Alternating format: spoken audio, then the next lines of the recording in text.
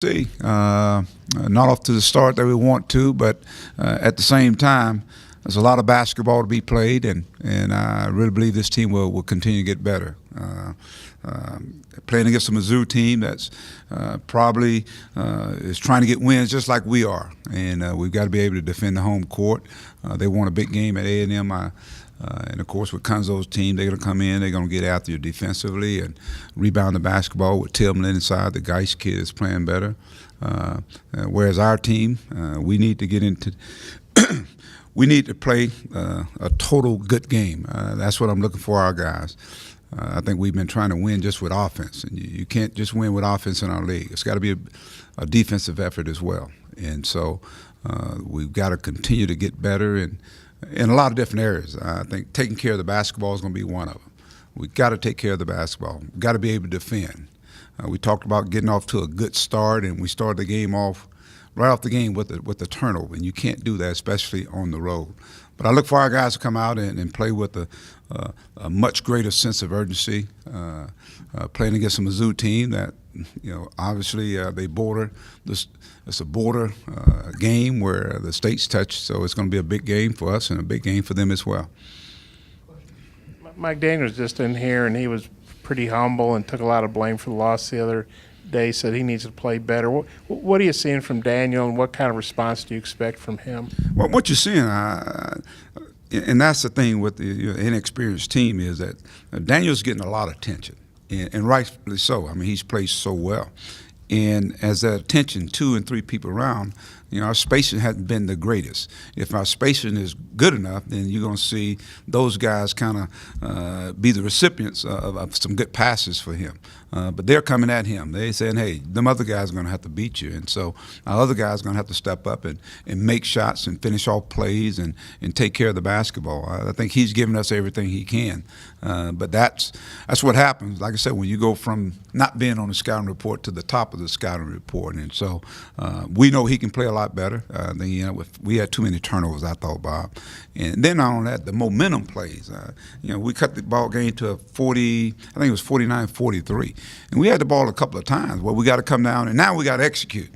Because I didn't think they had an answer for Dan if we continue to have patience and get the ball in.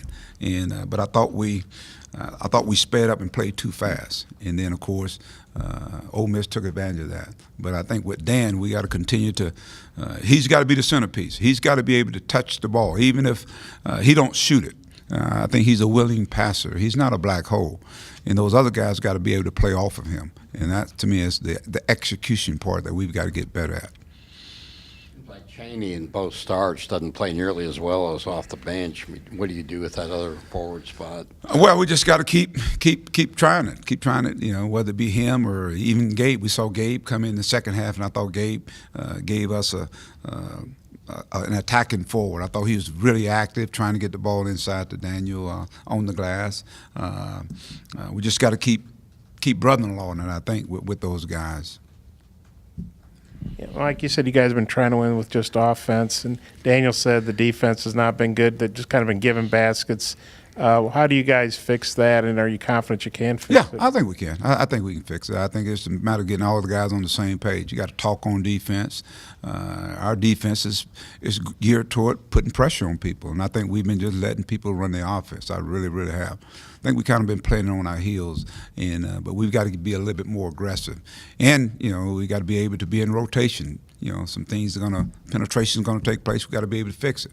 I mean, in the first half, they got like maybe 3 or 4 screen rows. And so the offside helped, where guys are hugging the mans on the offside. That's got to be a lot better. And we've been better throughout the year. So, again, I just think it's a wake-up call for our guys, because our defense, again, is what we got to hang our hats on. And then as your defense picks up, then I think it takes you to another level on offense as well.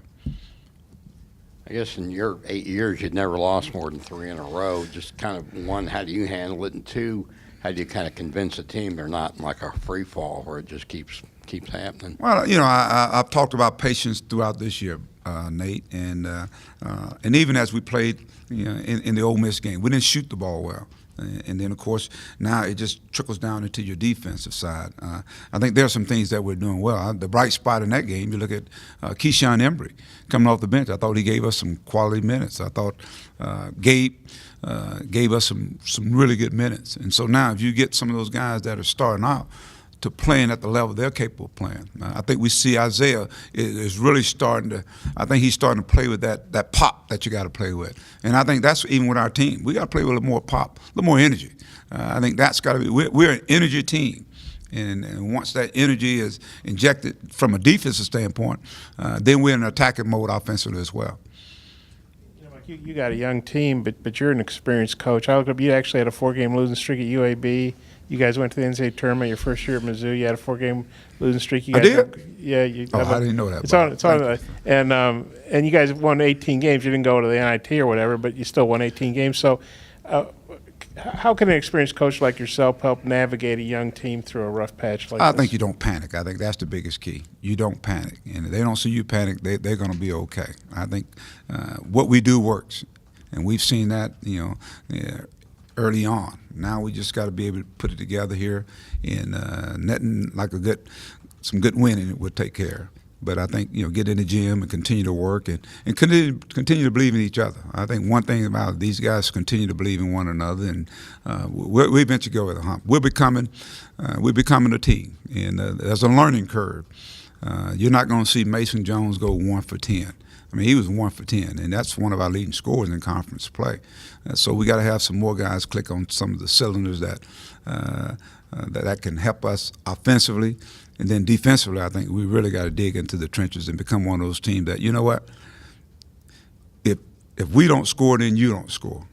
I think that's what you got to have the mindset. Get stingy on it. With Mizzou, they lost Jonte Porter before the season. How do you think they've adjusted to playing without him? And I know the family. Just kind of what are your thoughts on him, not being able to play this year? Obviously, when it took place, obviously my thoughts and prayers were with him and his family. You think about Michael, Jonte, and great family. But at the same time, I think Konzo, you got to play with the hand that you dealt with. And so, with that being said, you got to formulate and create that to be that team that you got this year. And I think he got some young guys that are pretty good, and very much like us. You have Geis, who's running the show. You got Big Tillman, who's down there. Perrier seemed like he's been there for 5 years. So they got some quality pieces. The transfer from Illinois, who's one of the top shooting three-point percentage-wise, I think, in our league. So they've got a collection of players that can shoot the basketball, and hopefully we won't let them shoot as much as they want to. We got to come out with a sense that, I always talk about that sense of urgency, but I think really from a defensive standpoint, come in and establishing the tempo we want.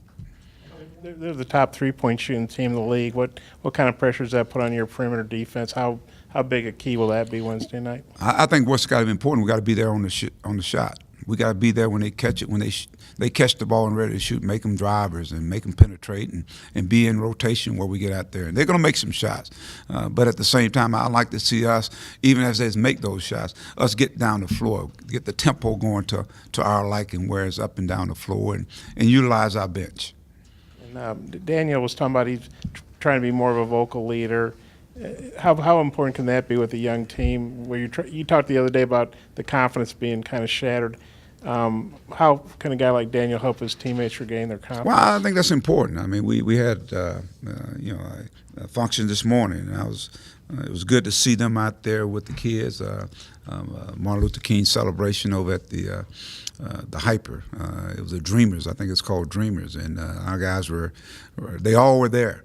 And it's amazing how them just being in that setting and just bonding, making it a great event for the kids that are there. And the guy that spearheaded most of it was Daniel out there on the floor. So I've seen him grown. Daniel, he's a young, and when you talk about in basketball terms, but just to see him step up and try to be that vocal leader, I think that says a lot about our team, and I think that's going to be important. The leadership, and that leadership's got to take place out there on the floor.